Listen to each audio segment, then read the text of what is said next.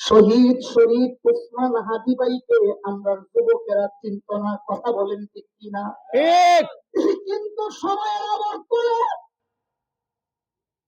শহীদ শরীফ উসমান হাদি ভাই অল্প কিছু আল্লাহর দেওয়ার সময় জালিমের বিরুদ্ধে হুঙ্কার দেওয়ার কারণে ইচ্ছা করলে তো গত শুক্রবারে যেই গুলি করা হয়েছিল ওই দিনই আল্লাহ নিয়ে যেতে পারতেন, কিন্তু আমার আল্লাহ চাইলেন এক আবু সাইদ চলে গেছে, হাজার আবু সাইদ আমার মায়ের পেট থেকে জন্ম হয়েছে, কথা বলেন ঠিক কিনা?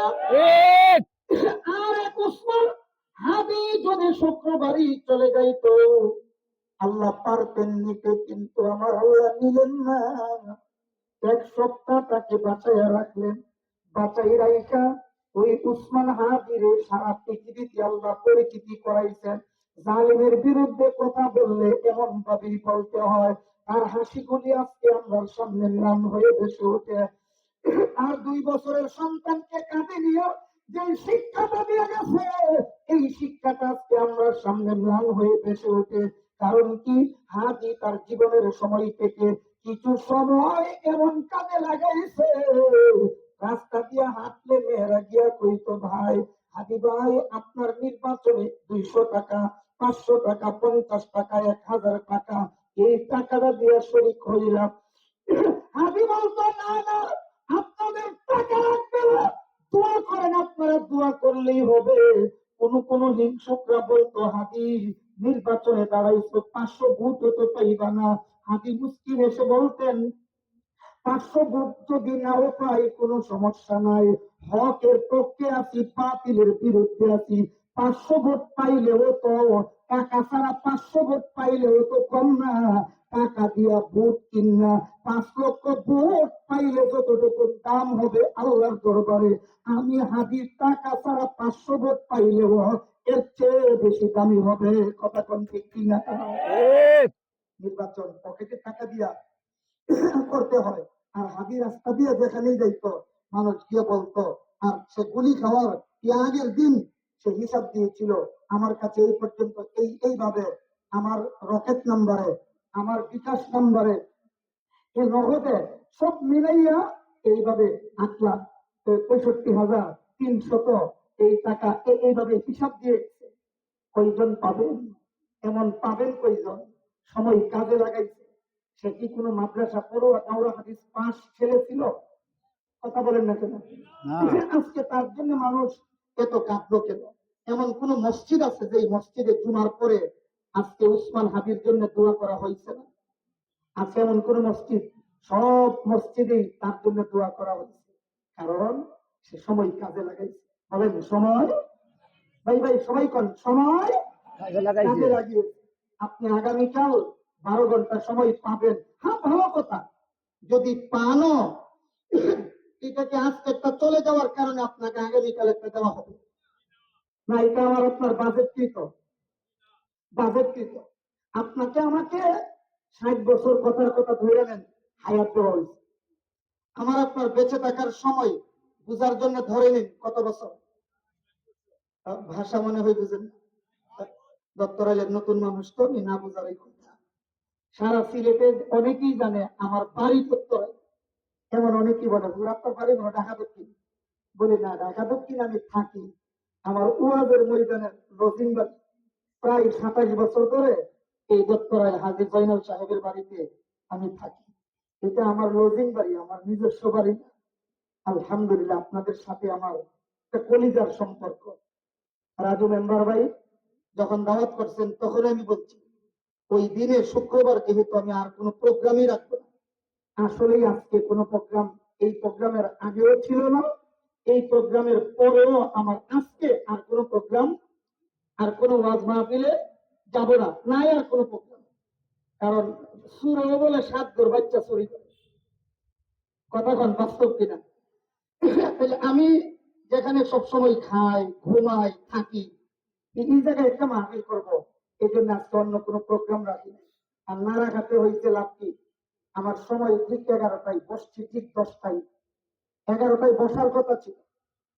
আমার আগে যিনি বয়ান করবেন জামিল আহমদ জামালি সাহেব দামাত বারাকাতুম খুব চমৎকার বয়ান করেন। আমি ব্রাহ্মণবাড়িয়া থেকে জমা পড়িয়ে 3টাই গাড়ি ছাড়লাম, তিনি ঢাকা থেকে 3টাই গাড়ি ছাড়ছেন। তাইলে তিনি তো আমার থেকে 4-5 ঘন্টার রাস্তা পিছানো আছে, উনি আমার পেছন থেকে রওনা দিচ্ছেন না, আমি পৌঁছাতে 9টা বেজে গেছে। তাহলে ওনার তো হিসাবে আরো 2-3 ঘন্টা বেশি লাগার কথা। তো উনি আসতে দেরি হওয়ায় আমি ওনাকে ফোন দিছি, বলছে হুজুর আমি সন্দিপুর পার হয়েছি, এটা আরো আধা ঘন্টা আগের কথা। সন্দিপুর পার হয়েছে মানে তো সিলেট শহর পার হয়েছে, তা আমাদের এখানে আসতে তো আর বেশি সময় লাগবে না। তো আমাকে বলছে হুজুর আপনি আমার সময়টা করে নেন আর আমি আপনার সময়টা করে নেব, আমরা ভাই ভাই, আর বউ শাশুড়ি মিল থাকলে বলে কোনো সমস্যা হয় না, আমরা ভাই ভাই মিলে গেলে তাইলে হুজুর আর জনগণের কষ্ট হইল না। আমি বলছি ঠিক আছে, আপনার সময় আমি করতে আমার কোনো বাধা নেই। আমার যদি আরেকটা প্রোগ্রাম থাকতো তাইলে কি সম্ভব ছিল এটা? এই জন্য আমি কোনো প্রোগ্রাম রাখি নাই। তাইলে আপনারা আমাকে যেমন 27 বছর ধরে খাওয়াইতেছেন, জয়নাল ভাই খাওয়ানো, শাহজাহান ভাই খাওয়ানো, আর আজাদ ভাই খাওয়ানো মানে তো আপনাদের খাওয়ানো। আরে কথা বলেন না ঠিক কিনা? এই জন্য আপনারা যেমন সর্বোচ্চ সম্মান করেন, আমি আপনাদেরকে সর্বোচ্চ মূল্যায়ন করেছি আলহামদুলিল্লাহ। আমার বেগম সাহেব ফোন দিয়ে জিজ্ঞেস করছে প্রোগ্রাম কি 1-2টা শেষ হয়েছে? আরে না, আজকে প্রোগ্রামই একটা। প্রোগ্রাম একটা নিয়ে সিলেট গেছে, হেরা চিন্তা করে, কিন্তু আমি তো আমার চিন্তা করতে হবে। আমি যেই এলাকা দিয়া, যেই গ্রাম দিয়া সারা বাংলাদেশে প্রোগ্রাম করি, আমি কি এইটাকে অন্য মাহফিলের সাথে তুলনা দিলে চলবে? এই জন্য শুক্রিয়া, আমি আনন্দ বোধ করছি আমি যে আপনাদেরকে মূল্যায়ন করতে পারছি, আর মূল্যায়ন করার কারণেই আমি যে 1 ঘন্টা আগে বসতে পারছি। আপনারাও আমাকে অন্তর দিয়ে ভালোবাসেন, মহব্বত করেন। মহব্বতের দাবিতে আল্লাহর কাছে দোয়া করি, আল্লাহ আজকে ছোট্ট একটা প্যান্ডেলের নিচে, সামিয়ানার নিচে যেভাবে একসাথে বসার সুযোগ করে দিয়েছ, যেই দিন আরশের ছায়া ব্যতীত আর কোনো ছায়া থাকবে না, ওই দিন আমরা একসাথে বসার সুযোগ করে দিও। সবাই বলি আমিন। আমিন। আপনাদের এই ঢাকা দক্ষিণ দাওরায়ে হাদিস পর্যন্ত মাদ্রাসা আছে, আশপাশ অনেক মাদ্রাসা আছে, আমাকে পড়াতে পারবেন এমন বহু শেখুল হাদিস আপনাদের ঢাকা দক্ষিণ বাজার মাদ্রাসায় আছে। এরপরও হাজী জয়নাল সাহেব এবং ওনার আম্মার ইন্তেকালের পর আপনারা জানেন আমি ঈশা জানাজা পড়াইছি। এর চেয়ে বড় ভালোবাসাটা আর কি হতে পারে, কি হতে পারে? এই জন্য আমি চেষ্টা করি আপনাদের ভালোবাসার মূল্যায়ন করতে। আলহামদুলিল্লাহ বলি আলহামদুলিল্লাহ। একটু খেয়াল করি, আমাদেরকে আল্লাহ বুঝার জন্য ধৈর্য নেন, হায়াত দিল 60 বছর, এমনও আমাদের কোন হায়াত 60 বছর। আমাদের নবীজিও তো হায়াত পেয়েছিলেন 60 থেকে 63, 60, 63, 65, 3টা রেওয়ায়াত আছে। এর মধ্যে আমরা প্রসিদ্ধ রেওয়ায়াত জানি 63 বছর হায়াত পাইছেন। বলেন কত বছর? মাশাআল্লাহ, সবাই বলেন কত বছর? 63 বছর। হুজুর 60-এর কথাও আছে, বলে নবীজি 60 বছর হায়াত পাইছেন, হাদিস আছে। 63 বছরের হাদিস আছে, 65 বছরের হাদিস আছে। যে হাদিসে বলা হয়েছে 60 বছর, সেই হাদিসের ব্যাখ্যা হলো এই বর্ণনাকারী ভাবলেন 60-এর উপরে দশকের যে সংখ্যাটা কি বানতে কোয়া লাভ নাই, সমান তাই বলে দিল। যেমন আপনি আমাকে জিজ্ঞেস করলেন কয়টা বাজে, আমি বললাম 10টা বাজে, অথচ 10টা 19 হয়ে গেছে, 19 মিনিট কোন দিকটা চলে গেল, কেউ টের পাইছেন? আমি যদি বলি 10টা বাজে, আপনারা কি আমাকে বলবেন আমি মিথ্যা কথা বলছি? কেন বলবেন না? গণনায় বাংতি জিনিস না বললে এটা মিথ্যা বলে সাব্যস্ত হয়। এই জন্য যিনি বলছেন 60 বছর, তিনি বেশি বাংতিরা বাদ দিয়া গণনা করছেন। আর যিনি বলছেন 63 বছর, নবী যেই বছর জন্মগ্রহণ করেছেন মাসটা ছিল রবিউল আউয়াল, যেই মাসে বিদায় গ্রহণ করেছেন সেটাও ছিল রবিউল, মুহররম, সফর, রবিউল আউয়াল, 3য় মাস। বছরটা কি আস্থা রইল না ভেঙে গেল? এই জন্য যিনি বর্ণনা করছেন 63, উনি ভাবলেন আউতি আর জাউতি মানে রসুল যেই মাস যেই বছরে শুভাগমন করেছেন এবং প্রত্যাগমন করেছেন বাংতি 2 বছর, তাই না? বাদ দিয়া বলছে কত হইল? 63। আর যিনি 65 বলছেন উনি কয় 3 মাস বিয়োগ হয়েছে রসুলের আউতি আর জাউতি এটা বাদ দিতাম কেন, এটা লাগাইয়া বলবো, উনি কোনটা লাগাইয়া এই কত এখন বুঝছেন নি? 60, 63, 65 তিনও রিওয়ায়ত সহি। বলেন তিনও রিওয়ায়ত সহি। এখন যদি কারো জ্ঞান না থাকে, হাদিসের জ্ঞান নাই, হাদিসের কলসির তলা পর্যন্ত হাত পৌঁছে না, ওই বাঁচিব আর কি বুঝাবো আল্লাহ জানে ছিলেন কিনা। আরে বাড়তি একবার বাটি ওই কলসি দিয়া পানি আনতে গেছে, পানি আনতে গিয়া এভাবে যে তাকাইছে, নাকের নাক পুরো খুললা কলসির তলা চলে গেছে। শাশুড়ির আইসা কই আম্মা আমার নাক ফুল কলসির তলায় পইরা গেছে, কলসির ভিতরে। কোথা হাত দাও, হাত দিলেই তো পাইবা। হাত দিয়ে আইসা কই আম্মা কলসির তো তলা নাই। কলসির কি নাই? আবার কোন কলসির কি নাই? কলসির তলা নাই না, ওই জায়গায় পৌঁছার মতো বুঝতে যোগ্যতা নাই। বলেন তলা নাই না যোগ্যতা নাই? এমন যোগ্যতাহীন পাউল ফাউল কিছু আছে না? আল্লাহর কালামের বিভিন্ন কথা নিয়ে কটূক্তি করে আর বলে আল্লাহ এদিকে কয় একটা, এদিকে কয় আর একটা। আল্লাহর কথার কোন হেজাই ভাষা বলছে কি আবুল্লার ভাষা আমি এই মাঠে বলতে পারবো না। আবুল সরকার বলেছিল আল্লাহর কথার আগা মাথা খুঁজা পায় না। আরে আল্লাহর কথার আগা মাথা সবই আছে, তোর ইসলামিক জ্ঞান নয়। আল্লাহর ফাউলার বয়ান বেটা তুই কোরআন সুন্নাহ বুঝবি কি? কথা বলেন ঠিক কিনা? দলিল দে। আমরা নাচি কেন? আল্লাহ ওই নাচে কুল আউযু বিরাব্বিন নাস মালিকিন নাস ইলাহিন নাস মিন শাররিল ওয়াসওয়াসিল খান্নাস।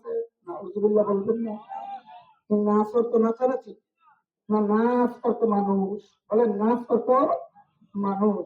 এর যোগ্যতা না থাকার কারণে খুঁজে পাই না। তাই আমরা এই সংক্ষিপ্ত কথাই পাইলাম। নবীজি হায়াত পেয়েছিলেন 60, নবীজি হায়াত পেয়েছিলেন 63, নবীজি হায়াত পেয়েছিলেন 65। সব হাদিস সত্য। বলেন সব হাদিস, আরো যে সব হাদিস সত্য। আল্লাহ আমাদেরকে বুঝার জন্য ধরে নিন হায়াত দিলেন। আবার কর 60-এর মধ্যে ধরে নিন আমার বয়সটা দিয়ে আমি বোঝাই, আমার 52 বছর চলে গেছে। 52 বছর চলে গেছে। 52 চলে গেল, আমার হায়াত বাড়ছে। হ্যাঁ পুরান পুরান পুরান মানুষ মাশাআল্লাহ, দেখছেন নি? পুরান হইলে লাভ আছে, ইশারা দিলি বুঝতে হবে। মাশাআল্লাহ, আমরা শ্রোতা নতুন না, কারণ আমরা শ্রোতা কি পুরান, কারণ আমরা শ্রোতা সব পুরান নতুন না। নতুন হলে বুঝাইতে কষ্ট হলো। আমরা শ্রোতা সব পুরাতন। বলেন সব পুরাতন। হায়াত 60, 52 চলে গেল, আমার হায়াত বাড়লো।